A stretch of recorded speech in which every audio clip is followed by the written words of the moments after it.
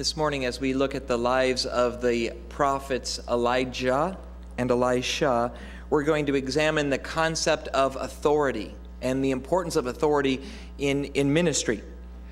As we will see, it's important to have authority when you minister, when you speak for God or act for God. You need to have His authority. But before we look at that, there was a story in the Naval Institute magazine called The Proceedings that captured the importance of having authority.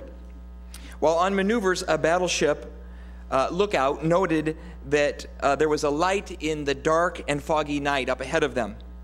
After noting the light's coordinates, the captain recognized that the light from the ship that was coming toward them was on a collision course with his battleship. And so the captain of the battleship instructed, signal that ship ahead that we are on a collision course, and advise them to change course 20 degrees.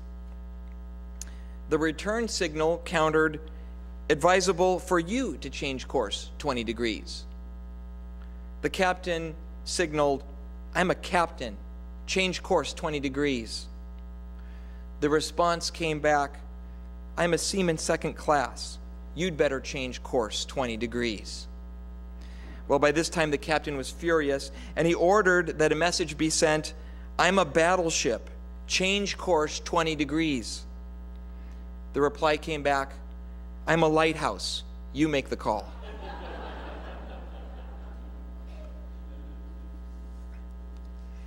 God's authority is never changing. It stays the same. And what's amazing about God's authority and our lesson in 2 Kings chapter 2 today is that God grants His authority, He grants His power and His permission to His people. This morning we're going to look at how God shares His power, His authority with two of His prophets, Elijah and Elisha. And then, more amazingly than that, we're going to see how God grants His authority to you and me today. Well, in our passage for this morning in 2 Kings chapter 2, we're reading about the end of the earthly life of the great prophet Elijah. Elijah ministered in a very dark time in Israel's history. There was rampant idolatry. People all over, God's people, were worshiping false gods. They were obeying false gods. They were making sacrifices, even sacrifices of their children, to false gods.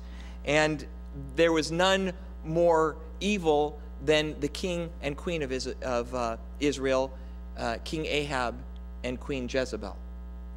And the prophet Elijah had to face off against them numerous times. But now Elijah was being called home by the Lord. And so at this time in Israel's history, more than ever, the nation of Israel, God's people, needed a strong prophet to point the way out of idolatry, to point to the one true God and the worship of the one true God. And the good news for the Israelites was that the older prophet Elijah had been discipling a younger man whose name was Elisha. Elijah was discipling Elisha. And it was necessary now, as Elijah was leaving the scene, for Elisha to assume the leadership role. But for Elisha to replace Elijah, Elisha must show others that he now had God's authority, that he now had God's power, that he now had the right to speak for God in Elijah's place. And in our passage for this morning, we see that baton being passed from Elijah to Elisha. And specifically and literally, it wasn't a baton, it was a cloak. It was Elijah's cloak. We see that being passed from one prophet to the other. In 2 Kings chapter 2, God is calling the prophet Elijah to take a farewell journey, to visit 3 cities and then cross the Jordan River over to the east side of the Jordan River. These 3 towns were Gilgal, Bethel, and Jericho. Now, it's not a coincidence that this trip that Elijah and his disciple Elisha are taking, Gilgal, Bethel, Jericho, crossing the Jordan River, that trip is basically retracing in reverse order the first movements of the Israelites as they entered the promised land hundreds of years earlier. Hundreds of years earlier, when they had been delivered from slavery, Moses, as the leader of God's people, took them to the edge of the Jordan. And just before they crossed over into the promised land, while they were still on the east side of the Jordan, Moses dies and God buries him. And God passes the mantle of leadership from Moses to Joshua. And they cross the Jordan River and fight the Battle of Jericho and then go on to possess the land. Now, hundreds of years later, the leader of God's people is about to die. And so God takes that leader across the Jordan River again to the east side, to the same spot where Moses died, and he calls Elijah home. That's the story that we have. But it's not just the symbolism of this journey that proves to God's people that Elisha is now God's spokesman. After Elijah and Elisha visit all three cities and all three groups of prophets in those cities, they go to the banks of the Jordan River together. And they're standing there looking at the river, and they want to cross over to the other side.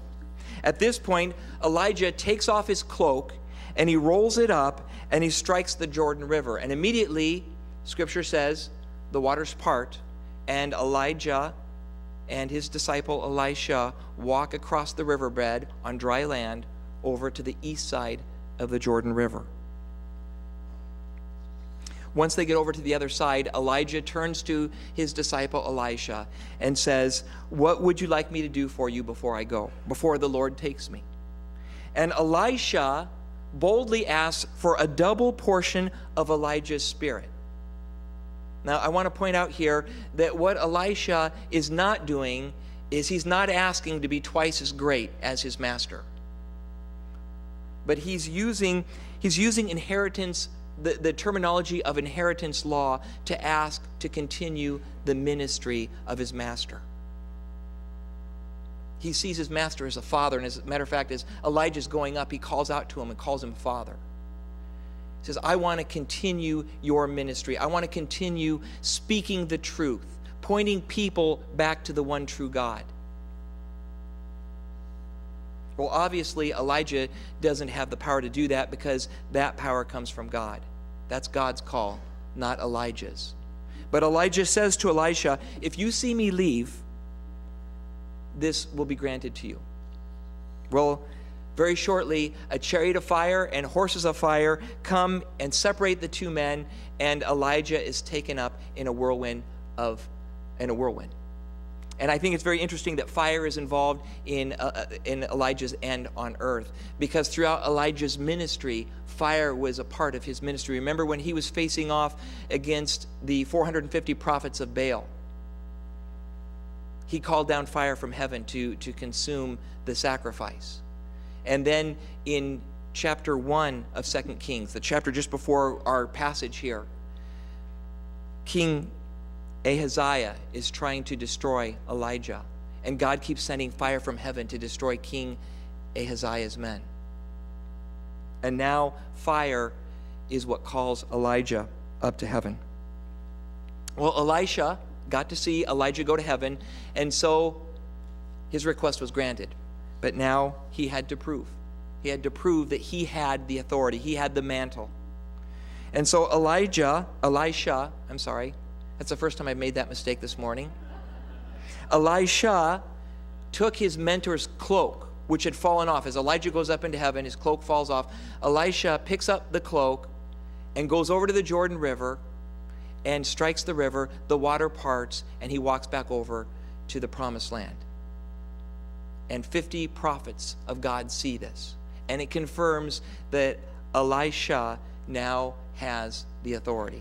He now has the mantle. The baton was passed, the cloak was passed, however you want to say it.